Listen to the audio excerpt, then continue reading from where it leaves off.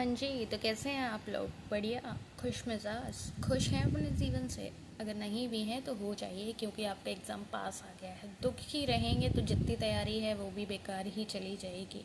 तो इसलिए खुशी के साथ ये आज का शुरुआत करते हैं day 33 of our master series. और आज हम करने वाले हैं लिटरेरी टर्म्स और कुछ ELT मेथड्स। ठीक है, देखो सबसे पहले ये समझो कि अभी तक हमने इतनी सारी चीज़ें पढ़ ली हैं डे 33 पे आते आते। आज हम क्या पढ़ रहे हैं, थोड़ा सा लाइट लाइट सा मूड करने के लिए आपके लिए लेके आए हैं लिटरेरी टर्म्स और ELT मेथड्स। तो जैसे कि पेपर 1 का रिवीजन हम बहुत बढ़िया से करा रहे हैं आपका, तो आपको करते रहना है, क्योंकि पेपर 1 को हल्के में नहीं लेने का है ना। लिटरेरी टर्म्स की अगर मैं बात करूँ तो जो भी हमारा ड्रामा है, पोइट्री है, फिक्शन है, इससे रिलेटेड जितने भी टर्म्स आपको चाहिए समझने, वो सारे हम आपको आज समझा देंगे। इस क्लास के बाद आप ये नहीं कहेंगे मैम हमको ये टर्म नहीं आता है, दीदी हमको ये टर्म नहीं आता है, बता दो ना। ठीक है, समझ रहे? तो हम बता दे रहे हैं। अब आप ये समझिए कि ड्रामा के कुछ टर्म्स हैं, लाइक अगर हम बात करें ग्रीक ट्रेजेडी, तो वो हमारी फाउंडेशन रही है। जैसे कि हमने एरिस्टोटल की पोएटिक्स में देखा कि ये सबसे ज़्यादा पुराना और सबसे ज़्यादा इन्फ्लुएंशियल वर्क रहा है लिटरेरी थ्योरी में। He analysed Greek tragedy and gave us key dramatic terms. अब इन्होंने जो भी ट्रेजेडी एनालाइज करी और हमें कुछ टर्म्स दिए, तो हम उन टर्म्स के बारे में आज जानना है हमको, है ना। अब सबसे पहले अगर मैं बात करूं प्लेटो की लिटरेरी थ्योरी की, तो आपके आएंगे प्लेटो जिन्हें पोइट्री से नफरत थी। पोइटिक्स किसका है? एरिस्टोटल का है। कौन है ये वो हैं जो कुछ टर्म्स दिए हैं, लाइक ट्रेजेडी, कैथारसिस, हमर्शिया, ह्यूब्रिस। ये सारे टर्म्स बहुत इंपॉर्टेंट हैं और बच्चे अटक के रह जाते हैं कि ये होता क्या है। इसलिए मैंने सोचा एक अलग से क्लास ले लेते हैं और बता देते हैं कि ये होता क्या है ना। चलो, ट्रेजेडी सबसे पहले क्या होता है, अगर मैं बात करूँ, दिख रहा है ना, ठीक है। A serious dramatic work ending in the protagonist downfall death. एक ऐसा सीरियस वर्क, एक मिनट रुको बेटा, यहाँ हमारा वो कहाँ है, जस्ट अ मिनट। हाँ, तो वो हम ये ढूंढ रहे थे कि हमको हाइलाइटर नहीं दिख रहा था। अब दिख गया। अब सोचो ट्रेजेडी क्या है। ट्रेजेडी एक सीरियस ड्रामेटिक वर्क है एंडिंग विद प्रोटैगनिस्ट डाउनफॉल या डेथ।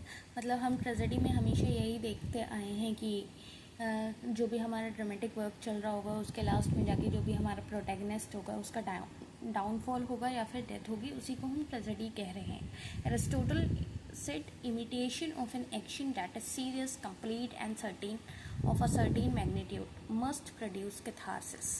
एक ऐसा वर्क जो अपने आप में सीरियस है, कंप्लीट है और एक सर्टेन मैग्नीट्यूड रख रहा है, उससे कैथारसिस ज़रूर निकल रही होगी। अब कैथारसिस है कि catharsis is purgation of emotion, या आप कह सकते हो purification or release of pity and fear that the audience experiences at the end of a tragedy.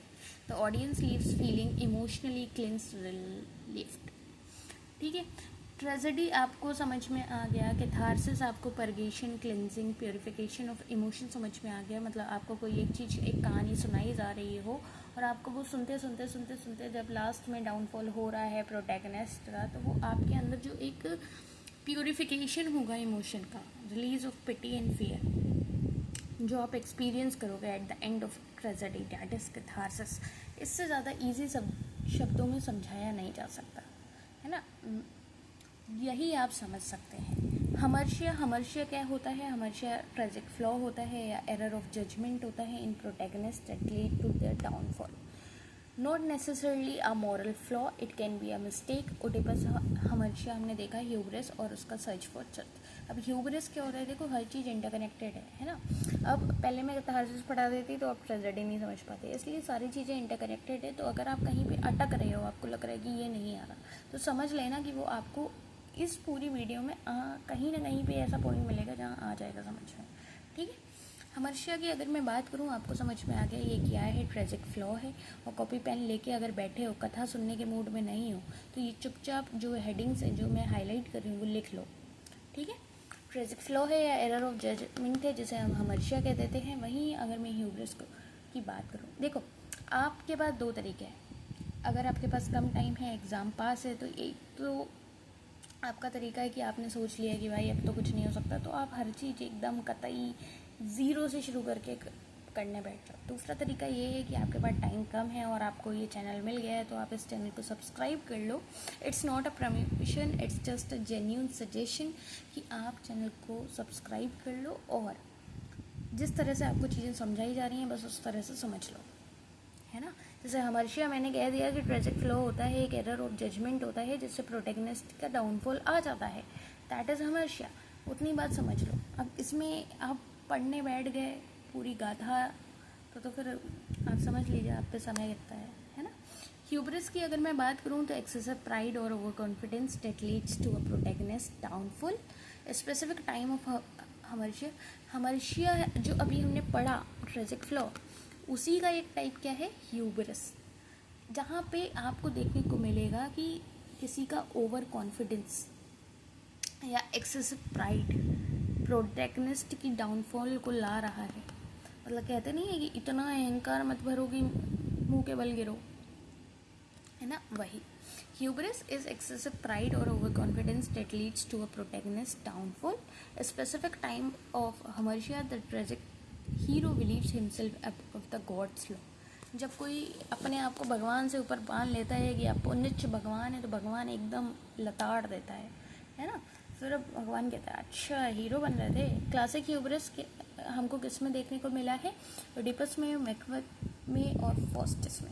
अगर आपने ये अभी तक नहीं पढ़े हैं तो बेटा आप क्या ही तैयारी कर रहे हो, आप ये डे जो 58 डे मास्टर सीरीज़ चल रही है इससे तैयारी कर लो, अभी भी समय है। नेमेसिस की अगर मैं बात करूं तो ये डिवाइन रिट्रीब्यूशन या इनएविटेबल पनिशमेंट होता है फॉर द हीरो ह्यूब्रिस, जो यहाँ पे इन्हें अहंकार चढ़ रहा था, बस उसी के लिए जो डिवाइन का रिट्रीब्यूशन है या जो पनिशमेंट डिवाइन दे रहे हैं, that is called the nemesis.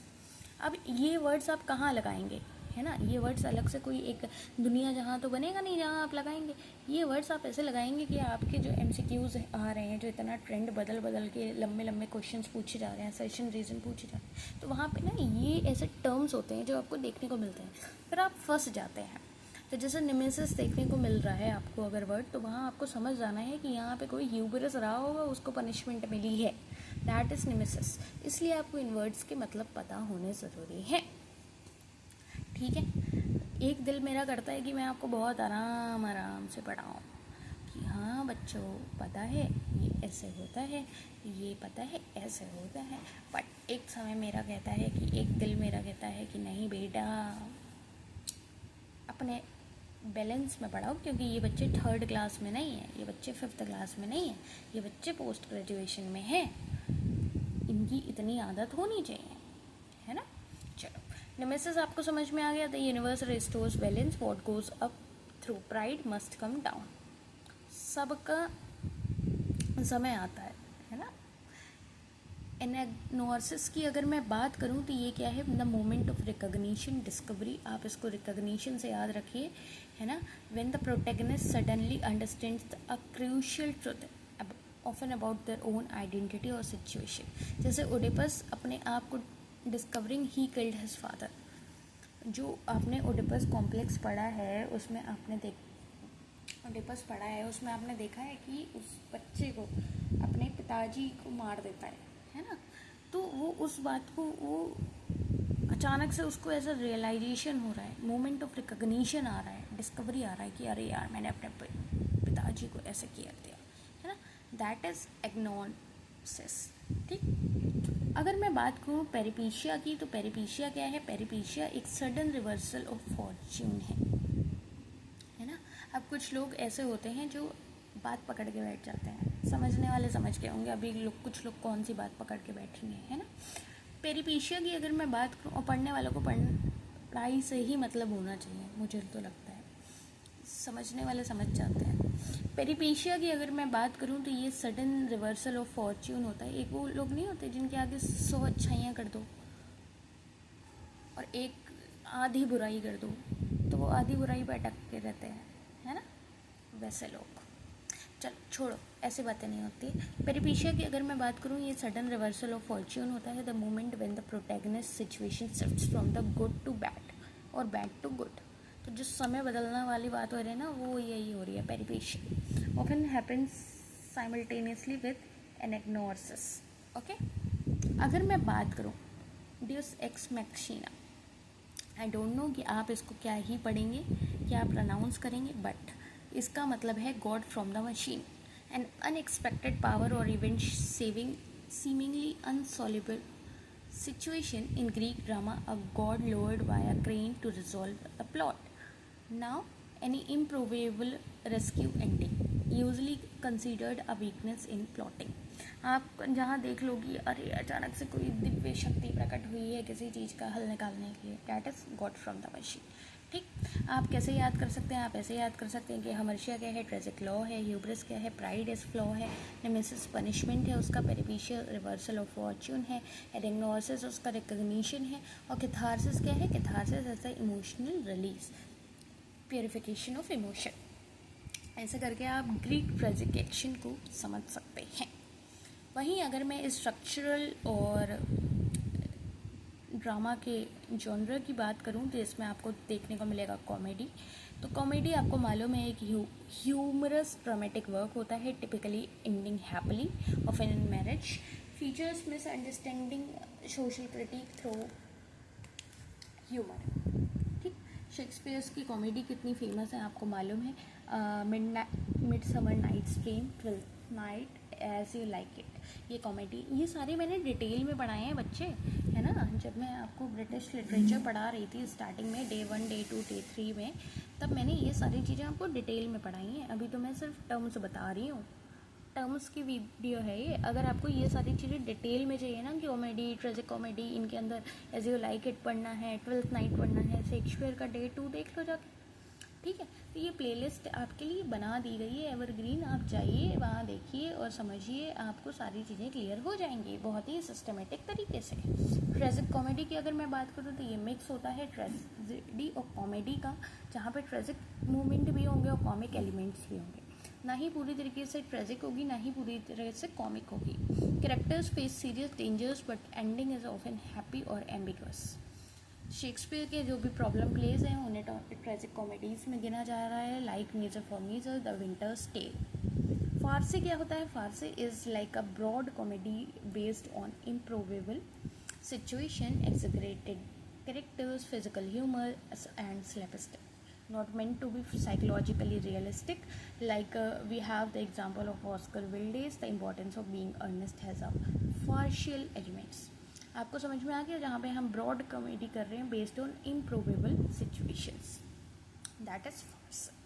Melodrama, melodrama हम लोग कहते हैं अरे मेलोड्रामा करो, है ना। Drama with exaggerated emotion, clear villains या hero and a moral message, appeal to 19th century working class audience, sensational events, coincidences and music. Melo मतलब music, Victorian sensation fiction adapted to stage. ये देखो, ये कुछ ऐसे terms हैं जो आपको जानने ज़रूरी है, इसलिए आपको मैं फटाफट बताती जा रही हूँ, है ना। अगर आपको चाहिए कि मैं बहुत थोड़ा सा कम स्पीड में पढ़ाया करूँ तो आप कमेंट डाउन कर सकते हैं, मैं कम स्पीड में पढ़ा दूँगी, मुझे दिक्कत नहीं है। सॉलिक्लो की बात, अगर बात करें तो a character speaks their inner thoughts allowed while alone on stage. जब भी एक करेक्टर स्टेज पे अकेला होता है और वो अपने इनर थॉट्स निकाल रहा होता है, मतलब the audience hears but no other character can, that is soliloquy. देखो अब मैं यहाँ पे क्या ही, कुछ नहीं, कोई बात नहीं। For example we have Hamlet's, to be और नॉट टू बी। ठीक है, आ गया समझ में। टू बी और not to be is a soliloquy, reveals inner psychology directly. जब भी वो ऐसे अकेला होके अपने थॉट्स ओपनली कह रहा है, ठीक है। अगर टू बी और नॉट टू बी नहीं पढ़ा है तो पढ़ लेना भैया, पढ़ लेना, प्लीज़ पढ़ लेना। असाइड की अगर मैं बात करूँ, a character speaks to the audience while other characters on stage supposedly can not hear, a theatrical convention revealing inner thoughts or commenting on the action shorter than soliloquy। अगर मैं बात करूँ आपसे, ये हम क्या पढ़ रहे हैं? ये हम पढ़ रहे हैं स्ट्रक्चरल, कि क्या स्ट्रक्चरल होते हैं हमारे ड्रामा में टाइप्स, वो हम पढ़ रहे हैं, ठीक है। असाइड समझ में आ गया। ड्रामेटिक आयरनी की अगर मैं बात करूँ तो ये हमारा क्या है, जहाँ ऑडियंस को कुछ मालूम है लेकिन करेक्टर को नहीं मालूम है, the character acts in ignorance while we watch with full knowledge. Oedipus investigating a murder he committed, जो एक ड्रामेटिक आयरनी भी है. Romeo drinking poison while Juliet is still alive, जो ड्रामेटिक आयरनी दिखा रहा है ना. दैट इज़ कि ऑडियंस को मालूम है बट कैरेक्टर को नहीं मालूम है ना. उसे ऑडियंस को मालूम है कि इसमें जहर मिला हुआ है लेकिन कैरेक्टर को नहीं मालूम है. ठीक, रोमियो जहर पी रहा है, that is dramatic irony. The unities की बात करूँ तो जो हमारे एरिस्टोटल साहब हैं, इन्होंने 3 यूनिटी दी हैं. Unity of action, unity of time, unity of place. ठीक है, ये 3 यूनिटीज़ इन्होंने दी हैं और इनका कहना था कि ये 3 यूनिटीज़ होनी चाहिए, लेकिन शेक्सपियर ने इनको वायलेट किया है फ्रीली. ठीक है, इसके बारे में और डिटेल में पढ़ना है तो बेटा मैं कहता रही हूँ, चाहे आप फाउंडेशन सीरीज़ देख लो, चाहे आप मास्टर सीरीज़ के स्टार्टिंग के डेज देख लो, आपको सब डिटेल में मिल जाएगा, है ना. क्योंकि आई बिलीव कि आप एक सिस्टमेटिक तरीके को रिस्पेक्ट कर रहे होंगे कि आज जब लिटरेरी टर्म्स की बात हो रही है तो लिटरेरी टर्म्स की ही बात होगी, है ना, ज़्यादा. चलो, प्रोटैगनिस्ट कौन होता है और एंटेगोनिस्ट कौन होता है, इनमें अंतर आपको पता होना चाहिए एज अ लिटरेचर स्टूडेंट, और आपको पता भी होगा. चलो मैं रिवाइज करा देती हूँ. प्रोटैगनिस्ट क्या होता है, जो हमारा मेन कैरेक्टर होता है, द नैरेटिव फॉलो, जो आप कह सकते हैं फर्स्ट एक्टर. वहीं पे एंटेगोनिस्ट क्या होता है, the opposing force character, not necessarily villain या हीरो, जस्ट अपोजिंग पोजीशन, जो अपोजिंग पोजीशन पे होगा, दैट इज़ एंटागोनिस्ट. तो प्रोटैगनिस्ट और एंटागोनिस्ट में मतलब पता लग गया, खुश हो आप. ठीक है, फॉइल क्या है, foil a character who contrast with the protagonist, highlighting the protagonist quality bye comparison. Lear's is Hamlet's foil. Both sons who lost fathers were Lear's acts immediately while Hamlet delays. Ophelia is Hamlet's other foil. तो foil क्या है, जो एक character contrast कर रहा हो protagonist से. ठीक, डिनाउमेंट क्या है, ये इसको हम फ्रेंच में जानेंगे, untying. That is the resolution of the plot after the climax. How to loose ends are tied up. How the loose ends are tied up. The final clarification of conflicts and the mysteries. In French dramatic theory, the fifth and the final part of the plot structure. In medias res की अगर मैं बात करूँ तो इसका मतलब होता है in the middle of things. Starting a narrative at the middle of the action rather than the beginning. The backstory is revealed gradually through flashback और dialogue. कोई चीज़ आप मतलब एक कहानी बता रहे हैं आप 1950 से, लेकिन शुरुआत उसकी हो रही है 2005 से, फिर बाद में फ्लैशबैक से आप पिछले टाइम में जा रहे हैं. That is in the middle of things. ठीक, फ्रेटेक्स प्रैमेट की अगर मैं बात करूँ, प्लॉट स्ट्रक्चर की बात करूँ, जो हमारे जर्मन क्रिटिक हैं फ्रेस्टेक, इन्होंने डायग्राम किया है एक 5 part structure for dramatic narrative. तो इनका कहना है कि सबसे पहले एक्सपोजिशन होना चाहिए, फिर राइजिंग एक्शन होना चाहिए, देन क्लाइमैक्स आना चाहिए.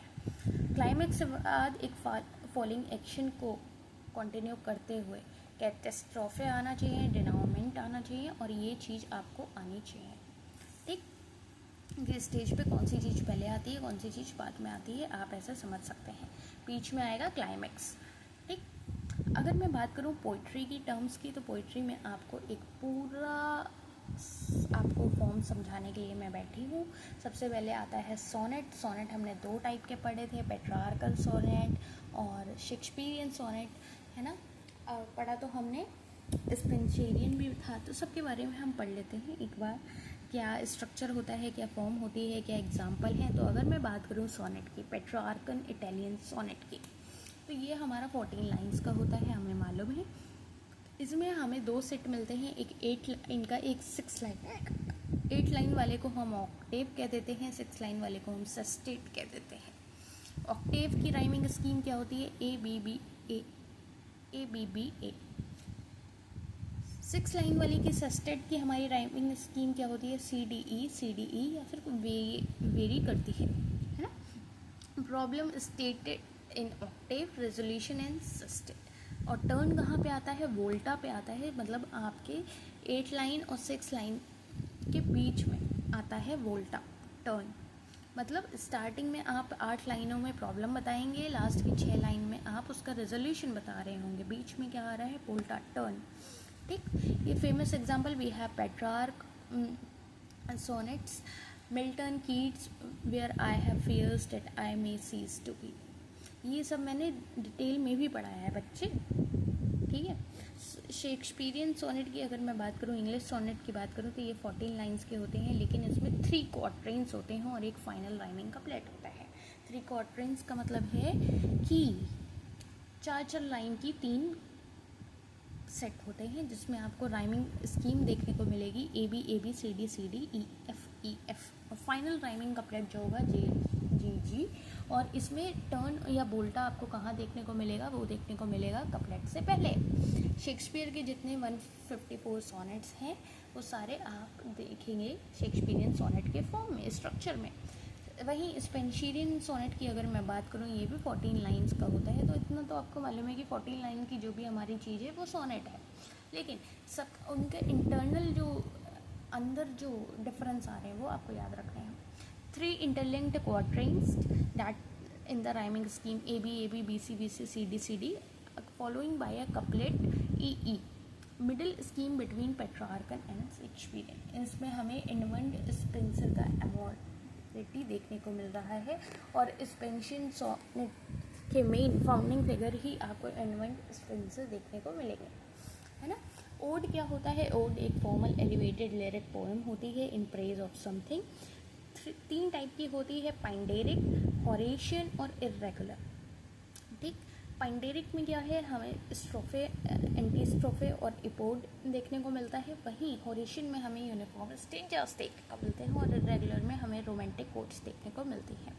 तो क्या है, एक फॉर्मल एलिवेटेड लिरिक पोएम है इन प्रेज ऑफ समथिंग। आप इसको थोड़ा सा रोमांटिक ओड से ज़्यादा जानते हैं, कीट्स के ode to nightingale, ode on a Grecian urn, या शैली का ode to the west wind. ये भी मैंने, ये इधर जितने हैं ना, ये ब्रिटिश लिटरेचर वाला, ड्रामा, फिक्शन, पोइट्री वाला पार्ट है, ये मैंने डिटेल में पढ़ाया हुआ है। अभी मेरे को बार बार डिस्क्लेमर इसलिए देना पड़ रहा है क्योंकि बच्चों को याद नहीं रहता कि ये क्लास किसकी चल रही है ना। फिर उनको लगता है अरे ये तो आपने पढ़ाया ही नहीं, क्योंकि कमी निकालने वाले तो लोग बैठे ही रहते हैं, है ना। एल्गी क्या होता है? एल्गी एक पोम होती है जो मॉर्निंग फॉर द डेथ के लिए होती है। Can follow specific elegiac meter और be any mournful meditation on death या loss. A poem of mourning for the death. Gray's का अगर आप कहें, for example we have elegy written in a country church, जो बहुत इंपॉर्टेंट है। अगर आपने नहीं पढ़ी है तो आपको पढ़ना है। इन मेमोरियन भी अगर नहीं पढ़ा है तो पढ़ लेना। और विटमिन का जो लिंकन एल्गीज हैं, अभी ये वॉल्ट विटमिन और अर्नेस्ट हेमिंग्वे अमेरिकन लिटरेचर में मैंने आपको कल ही पढ़ाए हैं। आपने पढ़े हैं, नहीं पढ़े हैं बताओ, डांट लगाओ। एपिक क्या होता है? एपिक एक लॉन्ग नरेटिव पोएम होती है on a heroic subject, invocation of the muse in medias res opening. ये मिडिल ओपनिंग वाली चीज़ मैंने आपको पढ़ाई। एपिक सिमिली कैटलॉग्स भी कल मैंने आपको अमेरिकन लिटरेचर पढ़ रहे थे, उसमें भी बताया कि कैसे मैक्सिमलिज्म दिखाया है ना। Super natural elements, hero of the national cosmic significance. Epic poetry आपने, एपिक वर्क्स आपने देखे हैं, है ना। Homer, Iliad, Odyssey, Virgil, Aeneid, Milton's का पैराडाइज लॉस्ट, डेंटेस का डिवाइन कॉमेडी, ये सारे ऐसे वर्क्स हैं जिनसे PYQs बनते ही हुए हैं। बैलेड क्या है? बैलेड एक नरेटिव पोएम होती है जहाँ हमें एक स्टोरी देखने को मिल रही होती है in short stanzas, often with a refrain. Simple language होती है, ओरल ट्रेडिशन। ओरिजिन हमारा क्या है? Literary ballads imitate folk ballads. Coleridge का the rime of the ancient mariner नहीं पढ़ा है, पढ़ लेना भैया, ठीक। फ्री वर्स कौन रिलेटेड है, कौन नहीं रिलेटिव है? फ्री वर्स और ब्लैंक वर्स में बच्चे कंफ्यूज हो जाते हैं, कंफ्यूज नहीं होना है। फ्री वर्स में क्या होता है? कोई भी रेगुलर राइम मीटर नहीं होता है। Rhythm comes from natural speech patterns, repetition, line breaks. Walt Whitman invented it for American poetry. Free verse को ब्लैंक वर्स से नहीं मिलाना है। वॉल्ट विटमैन इसमें याद रखना है। अब देखो, वॉल्ट विटमैन मैंने आपको कल कवर अप करा दिए हैं, समझ रहे, और आपने नहीं पढ़े हैं। बताओ किसकी गलती है? ब्लैंक वर्स क्या है? ये अनराइम्ड आइमिक पेंटामीटर है जिसमें कोई राइमिंग नहीं है, बट एक रेगुलर मीटर है। यहाँ ना मीटर है ना राइम है, बट ब्लैंक वर्स में रेगुलर मीटर है, 10 सिलेबल्स हैं, 5 आयम पर लाइन है, most common form in English poetry drama. इसमें शेक्सपियर देखने को मिल रहे हैं आपको, यहाँ वॉल्ट विटमैन देखने को मिल रहे हैं, ये अंतर याद रखिएगा। Heroic couplet, 2 consecutive lines of rhyming iambic pentameter, एक दो लाइन का सेट जो आयमिक पेंटामीटर में होगा, राइमिंग लाइन्स होंगी, use for pithy epigrammatic statement. The dominant form of Augustan neo classical poetry. Pope का the rape of the lock, Dryden satires, to err is human, to forgive divine. Heroic couplet बहुत important है, आपको आनी चाहिए। विलेनल क्या है, ये 19 lines का है, 5 टेसेट्स हैं और एक क्वार्ट्रेन है। Line first and third of the first stanza repeat alternately as the last line of the subsequent stanzas. मतलब ये आप ऐसा समझिए कि ये कुछ चीज़ें हैं जो आपको जाननी ज़रूरी है, आपको बेसिक चीज़ें हैं आपके लिए, आपको इतना तो मालूम ही होना चाहिए कि विलेनल की बात हो रही है तो ये 19 लाइन की है, ठीक। टर्जा रिमा की बात हो रही है तो इंटरलॉकिंग 3 लाइन स्टेंजर्स हैं, A B A, B C B, C D C, Dante's invention, ठीक। अगर मैं बात करूं अब आपसे पोएटिक डिवाइसेस की, तो मेटाफर मुझे नहीं लगता कि ये बहुत डिटेल में पढ़ाने की ज़रूरत है। इन केस आपको नहीं आता है तो जो लिखा हुआ है वो आप पढ़ लेना, वरना मैं ऊपर ऊपर से बता देती हूँ। मेटाफर आपको मालूम है, आप डायरेक्ट कंपैरिजन कर देते हो विदाउट लाइक और एस। सिमिलरली में लाइक और एस आता है, ये तो बचपन से चीज़ें पढ़ते आ रहे हो। पर्सोनिफिकेशन में आप किसी चीज़ को पर्सोनिफाई कर देते हो। एलिट्रेशन में आपका जो सेम कॉन्सोनेंट साउंड रिपीट हो रहा होता है स्टार्टिंग में, दैट इज़ एलिट्रेशन। अगर आपको और डिटेल में पढ़ना है, ये जो लिखा हुआ है आप पढ़ लो, आपका काम हो जाएगा, आपको समझ आ जाएगा। वैसे मुझे लगता है जितना मैंने बोल के बताया वो आपको समझ में आ गया होगा। एलिट्रेशन में हम देख रहे थे रिपीटेशन ऑफ कॉन्सोनेंट सॉन्ग, वहीं एसोनेंस में हम देखेंगे repetition of vowel sound. Consonant में हम देखेंगे repetition of consonant sound anywhere with in words, not just beginning में नहीं बल्कि कहीं पे भी एक रिपीटेशन हो सकता है कॉन्सोनेंट साउंड का। तो एलिट्रेशन, एसोनेंस और कॉन्सोनेंस, इन तीनों का अंतर आपको मालूम होना चाहिए अगर आप मास्टर्स के स्टूडेंट हैं। ओनोमेटोपिया अगर मैं बात करूं तो आपको मालूम है इसमें साउंड वाली जो आवाज़ें आती हैं वो वाले वर्ड्स आ जाते हैं। इंजमेंट क्या है कि व्हेन अ सेंटेंस और clause continues from one line to next without a pause. मतलब आपने ऐसे इंजमेंट में ऐसे वर्ड्स पढ़े होंगे जो यहाँ से शुरू हुए और यहाँ पे ख़त्म हुए और फुल स्टॉप लास्ट में आके लगा है, बीच में वो ऐसे टूट टूट के चलते आए हैं, दैट इज़ इंजमेंट। कैजरा क्या है, that is a pause within a line of poetry usually marked by punctuation, to be और not to be, that is the question. तो ये जो आप मार्क देख रहे हो वेयर द कैजरा पॉज, जो आप पॉज ले रहे हो ना, दैट इज़ कैजरा। एपोस्ट्रोफी क्या है, डायरेक्टली एड्रेसिंग और absent person, dead person, abstract idea जो आप लगा देते हो एपोस्ट्रोफी कि भाई ये इसकी चीज़ है, जो एड्रेस कर रहे हो डायरेक्टली एक एब्सेंट पर्सन को, ठीक। सिंडोके क्या है, that is using a part to represent the whole. All hands on deck, hands क्या है, sailors. The pen is mightier than the sword, तो यहाँ पे आपको ये है। मेटोनॉमी आपको मैंने बहुत बताया है, substituting the name of something closely associated for the thing itself. जैसे क्राउन को आपने मोनार्की कर दिया है ना, हॉलीवुड को अमेरिकन फिल्म कर दिया, मतलब पास के किसी वर्ड से आपने बदल दिया, दैट इज मेटोनॉमी।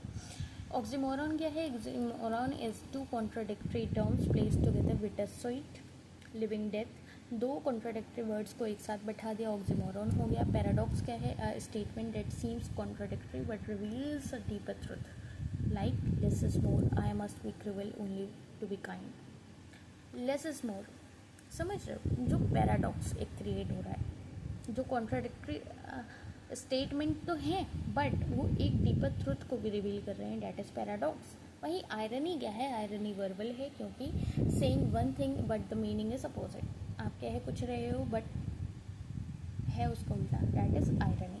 पैराडॉक्स और आयरनी में अंतर समझ लीजिए। एलिगरी क्या है, allegory is a narrative where character and events represent abstract ideas और moral political meanings beyond the literal story, ठीक है। एलिगरी आपको आना चाहिए। अब अगर मैं बात करूं पोइटिक मीटर की, जो बेसिक फीट है, जितना आपको जानने की ज़रूरत है वो ये है कि आई एम में डा डम होता है, मतलब अनस्ट्रेस्ड पहले होता है, स्ट्रेस्ड बाद में होता है। वहीं जो हमारा साउंड आता है दैट इज़ लाइक हम बोल रहे हैं राइजिंग, तो राई आप आराम से बोल दे रहे हो, अनस्ट्रेस्ड सिलेबल है, और सिंग स्ट्रेस्ड है, नेचुरल। तो जो बाद में स्ट्रेस दे रहे हो, डा डम वाली जो आवाज़ आ रही है, डा डम, समझ रहे हो, टू बी और not to be, that is iambic pentameter, 5 iamb है। आइम्ब आप समझ गए, डा डम। आपको याद रखना है कि अनस्ट्रेस्ड पहले है और स्ट्रेस्ड बाद में है, दैट इज़ आइम्बिक। 5 में है तो आइम्बिक पेंटामीटर, ठीक है। 6 में है तो आइम्बिक हेक्सामीटर। ट्रॉसी डैट इज ट्रॉकेट, अगर मैं बात करूँ तो डम डा हो जाएगा, उसका उल्टा हो जाएगा, दैट इज स्ट्रेस पहले आ जाएगा। देखो डम डा या डा डम से करके याद करोगे तो वो याद रहेगा। डा आप आराम से बोलते रहो, डम में स्ट्रेस पड़ रहा है, तो अनस्ट्रेस स्ट्रेस्ड ऐसे याद रखो कि आइम में डा डम हो गया, ट्रोके में डम डा हो गया, डैक्टिल में डम डा डा हो गया। डम डा डा का मतलब है कि डम स्ट्रेस्ड पहले है और 2 बाद में, 2 अनस्ट्रेस्ड है। एनेपेस्ट में क्या है, एनेपेस्ट में है डा डा डम, इसका उल्टा। वहीं स्पॉन्डे में डम डम, दोनों स्ट्रेस्ड हैं, लाइक है बी, दोनों पे जोर पड़ रहा है, ठीक। आइम्बिक पेंटामीटर आपको याद रखना है कि 5 आइम पर लाइन है, यानी कि 10 सिलेबल है, और ये सबसे ज़्यादा आता है, ठीक है। 6 होंगे तो हेक्सामीटर हो जाएगा, 4 होंगे तो आइम्बिक टेट्रामीटर हो जाएगा, यानी कि 8 सिलेबल हो जाएंगे, और 12 सिलेबल का मतलब हो जाएगा एलेक्जेंड्राइन। आ जाएगा इतना समझ में, ठीक है। आपको लग रहा होगा कि इतने सारे टर्म्स हैं, तो बेटा ये सोचो, मैंने आपका drama, fiction, poetry, 3 major units जो हैं आपके सिलेबस में, उसके सारे टर्म्स में एक जगह ले आई हूँ। और क्या चाहिए आपको, बताइए, कमेंट डाउन करिए अपनी फीडबैक। पार्ट सी की अगर मैं बात करूँ, देखो बनाने को वही बात है, एक चीज़ को 10 बार में कराओ, इससे अच्छा एक चीज़ को एक बार में करा दो। अब मैं आपको एक दिन फिक्शन के कराती, एक दिन ड्रामा के कराती, एक दिन पोइट्री के कराती, फिर आधे बच्चे हर एक वीडियो तक पहुंच नहीं पाते, इसलिए सारी चीज़ें एक में करा दे रही हूँ, ठीक है। फिक्शन टर्म्स की अगर मैं बात करूँ तो हमारे पास सबसे पहला जो टर्म आता है, जो इससे आप डर जाते हैं, दैट इज़ बिल्डंगस्ट्रोमन। जर्मन में इसका मतलब होता है novel of formation, education, a coming of age narrative. यहाँ पर protagonist grow from youth to maturity, gain self knowledge through experience, ठीक। आप देखेंगे कि जहाँ पे एक फॉर्मेशन हो रही होगी, फॉर्मेशन का मतलब a coming of age narrative, कि इंसान उस नैरेटिव के साथ चीज़ सीखते सीखते बढ़ रहा है। जैसे डिकन्स का David Copperfield, Bronte Jane Aires,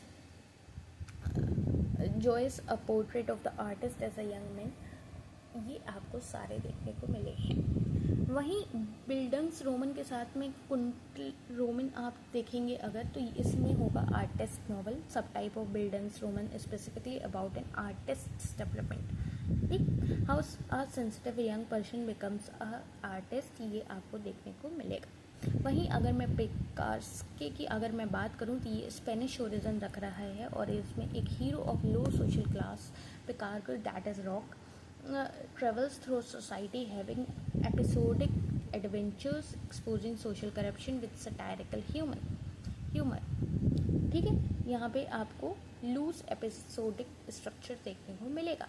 वहीं एपिस्टोलरी नॉवल की अगर मैं बात करूँ, a novel told entirely through letters, diary entries, document, email, create intimacy and multiple perspectives, ये आपका हो गया एपिस्टोलरी नॉवल। रिचार्ड डिकन्स का पेमेला की बात कर लो, पेमेला एंड क्लैरिसा की बात कर लो, ये आपके ऐसी चीज़ें हैं जो आपने अभी तक पढ़ी होनी चाहिए। अगर नहीं पढ़ी हैं तो बेटा आप दिक्कत में, ठीक।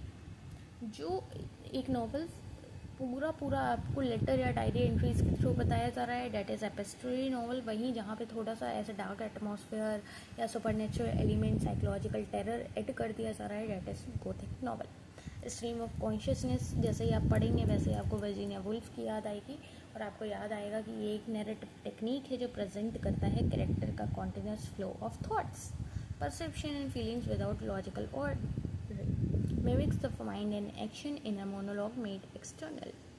तो अगर ये वर्ड्स वर्क अभी तक नहीं पढ़े हैं तो बेटा पढ़ लेना। साउंड एंड फरी भी इंपॉर्टेंट है, वर्जीनिया वुल्फ भी इंपॉर्टेंट है, और ये चीज़ें मैं डिटेल में पढ़ा चुकी हूँ। Again I am giving you the disclaimer, I am giving you the suggestion, not doing any promotion. क्योंकि जब मैं सारी चीज़ें फ्री पढ़ा रही हूँ तो भाई मैं प्रमोशन करके कर क्या लूँगी।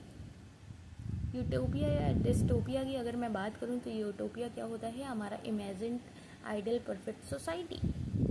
डिस्टोपिया क्या है, imagine terrifying future society where things have gone wrong. Utopia जहाँ आपने एक अच्छे ख्वाबों की दुनिया सोच रखी है, दैट इज़ यूटोपिया, और जहाँ पे एक टेरिफाइंग फ्यूचर है, that is dystopia. Frame narrative क्या होता है, story within story structure, story के अंदर स्टोरी, दैट इज फ्रेम नैरेटिव आपको देखने को मिलेगा। In narratives also called framing device और मिसिन एवे। वहीं मेटाफिक्शन, मेटाफिक्शन की अगर मैं बात करूं तो fiction that self consciously draws attention to its own fictional nature.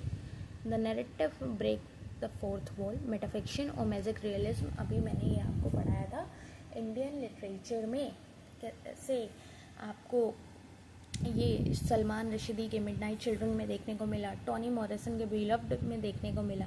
Magic realism जहाँ पे मैजिकल इवेंट ऐसे प्रेजेंट कर दिए जाएं जो आपको लगे कि रियलिस्टिक सेटिंग है, समझ रहे हो, आपको फैंटेसी लगे ही नहीं, रियलिटी लगने लगे, डैट इज़ मैजिकल रियलिज्म। अगर मैं नरेशन और पॉइंट ऑफ व्यू से बात करूं तो आपको फर्स्ट पर्सन नरेटर मालूम है, जहाँ पे आए करके बात होगी फर्स्ट पर्सन में बात होगी, थर्ड पर्सन में ओमनिशेंट, जहाँ पे ही शी डे थर्ड पर्सन में बात हो रही होगी। नरेटर को सब कुछ मालूम होगा, है ना। थर्ड पर्सन लिमिटेड की अगर मैं बात करूँ तो यहाँ पे भी he she narrator but only access one character thoughts. यहाँ पे सबको मालूम है, all character thoughts, feeling, past, future सब मालूम है, गॉड पर्सपेक्टिव है। बट थर्ड पर्सन में क्या है कि उसको केवल एक्सेस होगा एक कैरेक्टर के थॉट में। अनरिलायबल नरेटर क्या है, narrator whose account of events cannot be fully trusted due to limited knowledge, mental instability or deliberate dishonesty. Steven Kaplan's का फेमस टर्म आपको ये याद रखना है, ठीक है। फ्री इनडायरेक्ट डिस्कोर्स क्या है, फ्री इनडायरेक्ट डिस्कोर्स होता है एक टेक्निक जहाँ पे merging the narrative voice with the character's thought without quotation mark. She thought she was miserable, what a terrible evening it had been, is this the narrator और character, वो Jane Austen master this. Free indirect discourse आपको देखने को मिलता है। और वहीं flashback की बात करूँ, डैट इज़ एनालिसिस, एक सीन जो पहले हो चुका है टाइम में लेकिन करंट में आपको दिखाया जा रहा है, जो एक क्रोनोलॉजिकल ऑर्डर को इंटरप्ट कर देता है और रिवील कर देता है पास्ट इवेंट को, इसे आप एनालिसिस कहते हैं नैरेटोलॉजी में। वहीं फोर शेडिंग क्या होता है, फोर शेडोइंग होता है जहाँ पे आपको हिंट और क्लूज मिल जाते हैं फ्यूचर इवेंट्स के लिए, जो सस्पेंस क्रिएट करता है, दैट इज़ प्रोलेप्सिस इन नैरेटोलॉजी। ये एनालिसिस और ये प्रोलेप्सिस आपको याद रखना है। राउंड और फ्लैट कैरेक्टर्स क्या होते हैं, राउंड अगर मैं कहूँ तो ये कॉम्प्लेक्स मल्टी डायमेंशनल कैरेक्टर्स होते हैं, और वहीं flat characters simple one dimensional character होते हैं जो एक सिंगल क्वालिटी को रिप्रेजेंट कर रहे होते हैं। Secondary characters are often flat, protagonist round, main character तो राउंड होगा ही ना, ठीक है। E.M. फॉस्टर का एस्पेक्ट्स ऑफ नॉवल अगर मैं बात करूँ आपसे तो ये इम्पॉर्टेंट है, पढ़ लेना। और अब हम आ चुके हैं अपने ELT मेथड्स पे। मुझे मालूम है कि आपको लग रहा होगा कि आज की क्लास में तो आपने बहुत कुछ सिखा दिया, तो कोई बात नहीं बेटा, पेपर तो भी पास आ गया है, थोड़ी सी ज़्यादा मेहनत कर लो, 1 घंटे की जगह 2 घंटे पढ़ लो, अपने पे एहसान कर लो, है ना। ELT मेथड देखो, इंग्लिश लैंग्वेज टीचिंग बहुत प्यारी सी छोटी सी चीज़ है जो आपके सब्जेक्ट में है, और इससे जो क्वेश्चंस आते हैं वो सिंपल तरीके से आ जाते हैं, वो हम पढ़ा देते हैं आपको। सबसे पहला मेथड आ जाता है ग्रामर ट्रांसलेशन मेथड, जो 19th सेंचुरी में ओरिजिन इसका हुआ था और अभी भी कुछ कंटेक्स्ट में यूज़ होता है। इसका कोर आइडिया बस इतना सा है कि एक फॉरेन लैंग्वेज को सीख लो, the way classical language this Latin Greek were taught. जैसे लैटिन ग्रीक समझाया गया, सिखाया गया, वैसे ही क्लासिकल लैंग्वेज की तरह एक फॉरेन लैंग्वेज को सीख लो, और through explicit grammar rules and translation, मतलब आपने इंग्लिश सीखा, ठीक है, ग्रामर के रूल सीखे, ट्रांसलेशन मेथड सीखे, और उससे आप वो लगा के अपनी बात रख रहे हो इंग्लिश में, that is grammar translation method. इसका फीचर क्या है कि आपको यहाँ पे ग्रामर रूल्स बहुत अच्छे से देखने को मिलेंगे, और ये ग्रामर रूल्स आपको पढ़ाए जा रहे होंगे स्टूडेंट की नेटिव लैंग्वेज में, डैट इज़ L1। अब आपको इतना याद रखना है कि जो आपकी नेटिव लैंग्वेज है डैट इज़ L1, और जो कोई आप दूसरी लैंग्वेज सीख रहे हैं डैट इज़ L2। तो L1 से L2 की तरफ जो ट्रांसलेशन होगा उसमें आपकी वोकेबलरी लिस्ट और ग्रामर रूल्स लग रहे हैं ग्रामर ट्रांसलेशन मेथड में। इतनी बात आपको याद रखनी है, क्योंकि ग्रामर और ट्रांसलेशन के रूल्स लगा रहे हो तो इसमें systematic grammar knowledge, good for reading writing, ये देखने को मिलेगा, ठीक है। और डिसएडवांटेज यह है कि student can not use the language in real communication, focuses on knowing about the language, not using it. Grammar translation method आपको समझ में आ गया होगा। देखो, मैं चाहती हूँ कि आपको चीज़ें आसानी से समझ में आए, कॉम्प्लिकेट ना किया जाए। वहीं डायरेक्ट मेथड आया है जिसे हम रिफॉर्म मेथड भी कहते हैं, हमारे लेट 19th सेंचुरी में आया है वर्ल्ड स्कूल में। इसका कोर आइडिया ये था कि डायरेक्टली आप फॉरेन लैंग्वेज सिखा दो, कोई भी L1 मदर लैंग्वेज में कुछ मत सिखाओ, डायरेक्टली सिखाओ। Meaning is conveyed through demonstration, pictures, actions. आपको अगर एप्पल सिखाना है तो आप उसे ये मत बताओ बेटा ये फल है, सेब है, आप सीधा एप्पल दिखाओ और कह दो दिस इज़ एप्पल।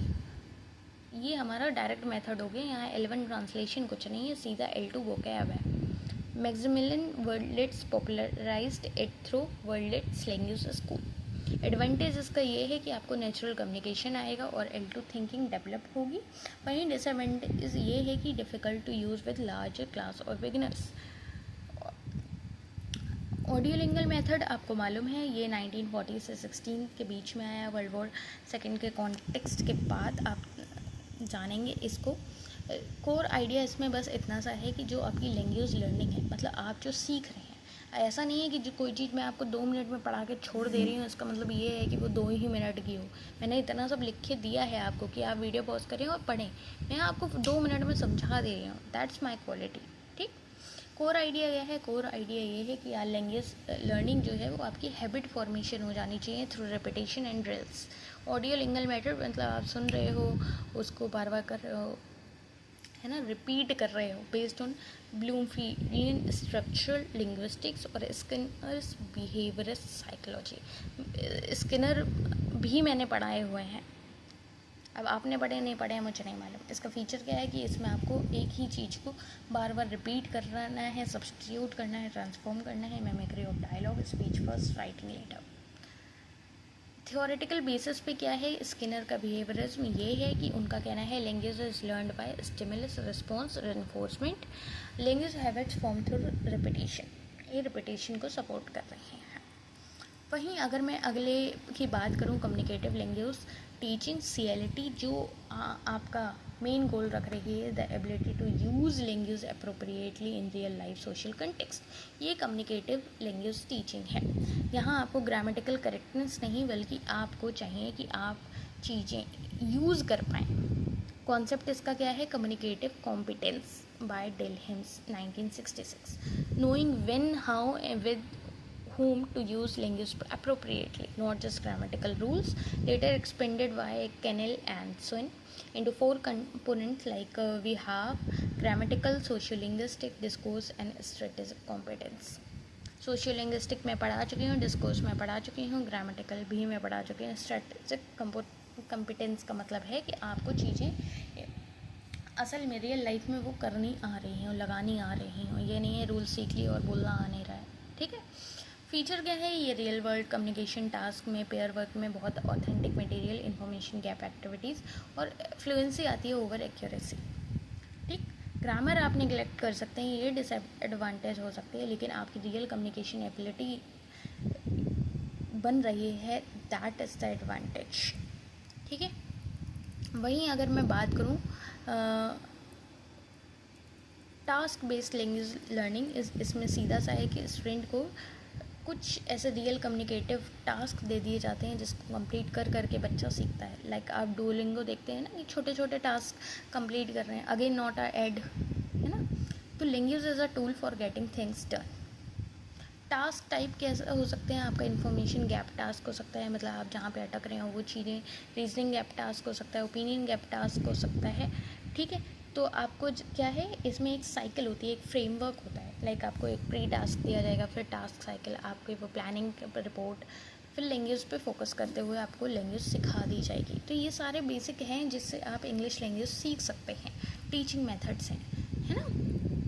और कुछ मेथड्स हैं जिससे मैं आपसे कहूँ जो बहुत कम आते हैं, लेकिन फिर भी आप जान लीजिए। Total physical response, that is TPR, मतलब student respond physically to command and target language. जैसे stand up, open the door, touch your nose, तो वहाँ पे क्या है, बच्चा फिजिकल रिस्पॉन्स के थ्रू चीज़ें सीख रहा है, that is total physical response. Suggestopedia क्या है, ये है आपका relaxation musical comfortable classroom environment, जिसमें बच्चा आसानी से चीज़ें सीख ले। Student learn vocabulary through dramatic readings टू बॉल के, मतलब वो नहीं कि आपको पोएम सिखा के इंग्लिश सिखा दी, that is suggestopedia. The silent way, silent way क्या है कि टीचर साइलेंट है, student are forced to work out of language themselves using coloured rods and charts. Teacher silence pushes a student autonomy and attention.